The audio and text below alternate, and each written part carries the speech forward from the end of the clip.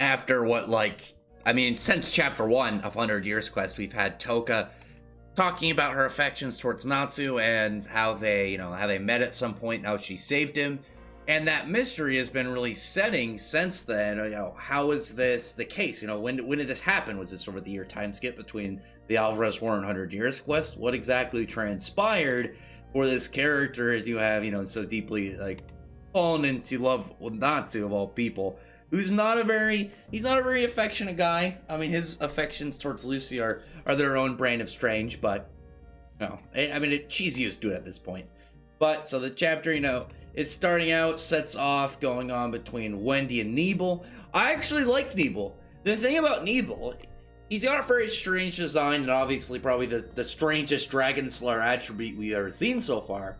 But he's very to the point about his mission. Like, once he saw, like, he really didn't want to mess around with Wendy anymore, he's like, alright, I'm breaking the orb, destroys it, and he's like, alright, time to go to the next one. He's, surprisingly for a character who's not supposed to be like a smart guy, he seems to be pretty on point. He seems to be pretty on the ball. So I like that aspect of him. I like that he's actually like pretty professional about that. But once Wendy chases him to try and get him to not destroy the next orb, he's like, I was gonna like, I'm not gonna say his dialogue because he's dumb and the way he talks is almost animal like. But it's essentially like, I like you, so I was gonna let you live, but you followed me, so now I'm going to kill and eat you. And he ends up taking out some, like, gum. And I'm wondering if it's gonna end up being specifically dragon-like, or like, oh, is it dragon meat? Or if it's by his Dragon Slayer attribute, because he's a sticky dragon. Gum would make sense.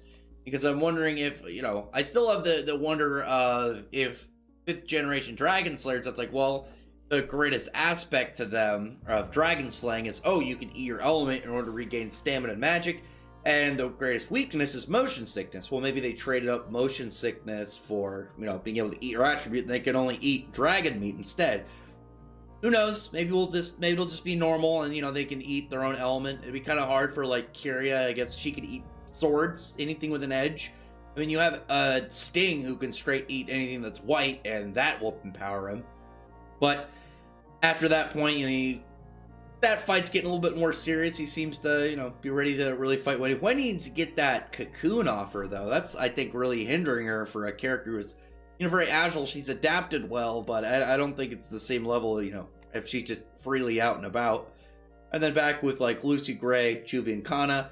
Kana's, like, catching members of the guild in her cards, and for her, it looks like to her like she's pretty much playing Pokemon. She's just like, I got him. It's just hold them up like, oh sweet, I caught all these new Pokemon. I've caught all these new guild mates, and everyone else is just talking, in general, what they need to do. They find Lizana and put her in a card, and the magical power they feel nearby is Elfman and Mirajane still fighting Scullion and Madball. Scullion and Madball just put them down. Like, you cannot expect them to beat Scullion and Madball. Like, Elfman straight punched Madball so hard and got such a rebound that it knocked him out of his beast soul. And Mirajane is getting kicked around by Scullion. And granted, she's in her base Satan soul, but I don't imagine Seatree or Halfus or Elegria or any of them are really going to be an upgrade enough to fight and beat Scullion. I mean, if the dude is able to run through Ice Demon Gray, like, what is Mirajane really going to have to accomplish in that point? But here's Lucy being smart, and she's trying to figure out a way in order to, to maybe bypass the fact that when Kana brings up, like, oh, well, they're asking about if they could trap him, she's like, people that powerful, you can't just capture them in the cards like hostile, like, it's got to be under certain conditions. I imagine it's similar to like how Lucy has her Gemini spirit, which can turn into anybody that that comes into contact with it against their knowledge and magic, but that has to be somebody equal to or lesser than magical quantity than the caster. They have to have a lesser magic supply than Lucy. Similar, I would imagine, with Kana for her cards, or if it's specifically the cards as an item, it's anybody as long as they're knocked out, maybe, and they're somewhat some fair degree stronger than the caster. But Lucy's trying to figure out a plan in order for that. She's very smart. She's tactical. Maybe she'll figure out something.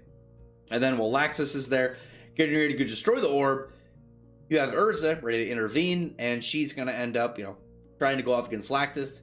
She notices Kiria's unconscious. This is a character that Erza and Kiria didn't have a full-on fight. They were brawling. Kiria did her hypnosis, and then second round, Erza, she got an attack off on her, but it didn't really have a conclusion. They had to pull back at that point, so even if you kind of look at them maybe around the same level, the fact Laxus without a whole lot of effort, destroyed her, and pretty much in a fight, Erza knows that Laxus at this point is still stronger than her, and she, wishes that Gray or Natsu was there to help her. I would still say, in base form, Laxus is stronger than Gray. Natsu would need Fire Dragon King mode to overtake him, and then Dragon Force. I would definitely put Natsu above Laxus, and for his successful form, so I'm not counting him dropping Ethereus Dragon Force. Well, his Savage Dragon Fire would definitely kill Laxus. That shit hit. But she's pulling up her her lightning upper armor, and she's ready to go at him and to battle with him. So that's going to be really cool. I would prefer Laxus versus Jalal. Jalal's seen just off sitting, still tied up, still waiting for Erza. It's a cool match. It's going to be a cool match. I think maybe it'll be down to the fact that Laxus might not be able to think as straight because he's controlled by, the White Witch. Maybe Erza will get that on. Or maybe she won't really try and fight him. It'll just be to get to the orb, take the orb, and then leave. But finishing off, we have Natsu and Happy Natsu does something really smart in the meta way, because he's like, oh, we're gonna go to the middle city, because the middle city on the back, that's where the strong guys are, because the strong guys are always in the middle. Very true. That's actually a very sound argument when you really would look at stuff from a meta standpoint. Usually the strongest character is in the middle. That just seems to be how things go. So sound logic to me. And not only that, there's a big beam of light coming out of the temple, out of the church. So it's just a big hey, I'm primary boss signal, come over here. And when I get there, there is the Toka, who is unconscious. The orb is fine.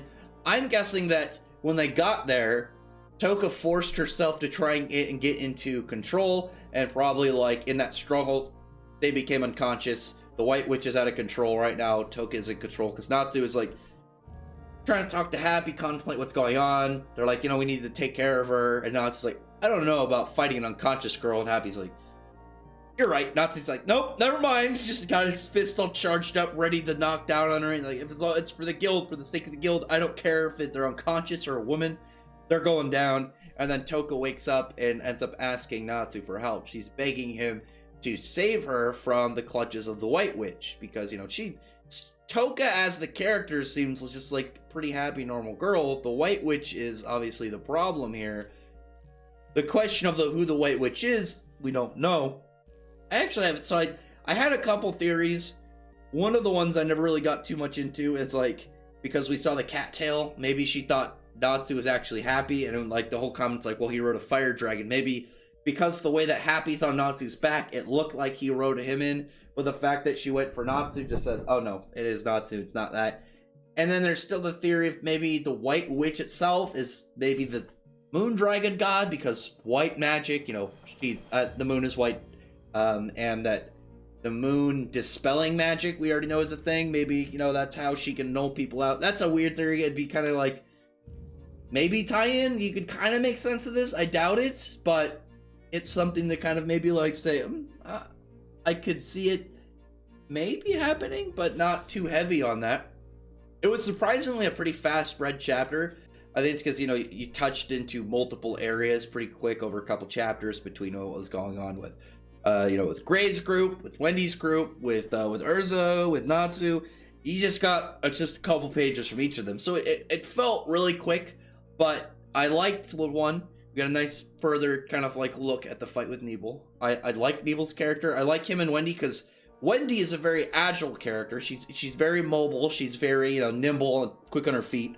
And Nebal has a very weird range of motion because he's using his big spider stoke to just fling out, grab onto an area, pull it in, and just keep constantly moving. I was happy that I predicted their fight was going to kind of be like on the rooftops, because I just got it's going to be a parkour fight between them. And now we got Erza versus Laxus, which is going to be a really nice one. Again, it doesn't surprise me. You know, Erza's a little bit nervous because Laxus is more powerful than her. I think it's just very straightforward.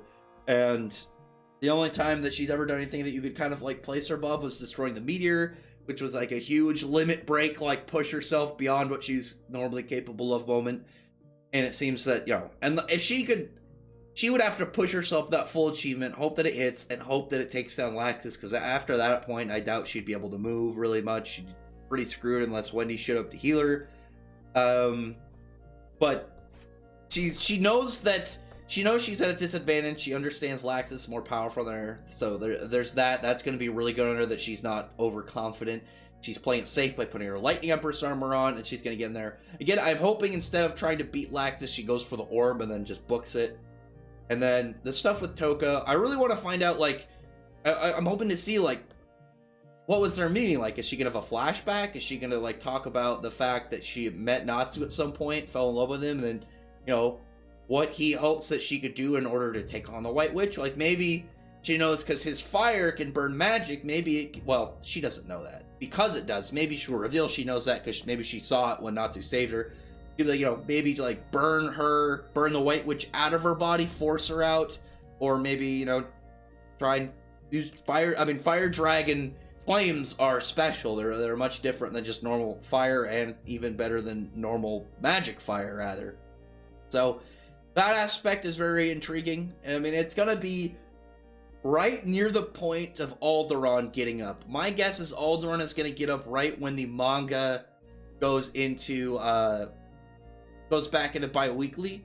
We should have 4 more chapters because it's supposed to run the same number as Heroes, and Heroes has 4 more chapters left. Is what, 8, 9, 10, 11? Yeah, so until that should be 4 more, and then back to bi-weekly. So I'm guessing maybe like a Toka flashback, you know, more orb breaking, and then right when it ends, probably on that, you know, that last chapter is like Alderaan getting it. My guess, I don't know. It will be a nice spot to leave off because it's also right before Christmas, so, you know, then maybe take a little extra break off, take an extra week to, you know, holiday season for, you know, the 100 Years Quest crew, and then get back fully charged up, ready to do a lot of stuff. But other than that, looking forward to these next chapters, because not only is this like, oh cool, another chapter Fairy Tail, of course I'm going to want to read another chapter, but I'm also very intrigued because this next chapter will involve finding out about the whole relationship between what happened in the meeting between Touka and Natsu. Where did this happen? Where was everybody else in this? Like, was it just like he, you know, fought a guy on the side of the road? I wish it was that, it wouldn't make sense, but I always just really liked the idea of it somehow being that part. Remember right at the start of the Alvarez when Natsu and Lucy were going to look for Wendy, and he like stops in the middle of talking to her and shoots that little fireball, and it goes and hits those robbers that were stealing the guy's caravan. Just the idea of incorporating that into such a large portion of the story. I don't think it would make sense because obviously she needs to know it was Natsu, but at the same time I was just like, imagine that idea of that being what sets off like a big important thing. But anyway, yeah, comment below. Tell me what your thoughts are on the events of this chapter and what you're hoping to find out in the next one.